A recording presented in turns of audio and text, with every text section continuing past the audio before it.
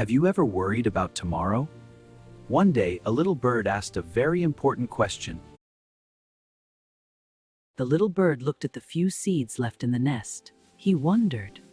My dear child, Allah takes care of every bird. The mother bird smiled gently. I trust Allah. But remember, we must also do our part. We trust Allah and we make effort. The next morning, the little bird searched for food. He did not stay in the nest waiting. He tried his best. After searching patiently, Allah provided food. The little bird found many seeds. Alhamdulillah. One day, dark clouds filled the sky. The little bird felt worried again. What about today? Trust Allah. The little bird waited patiently. Soon the rain stopped. And once again, Allah provided.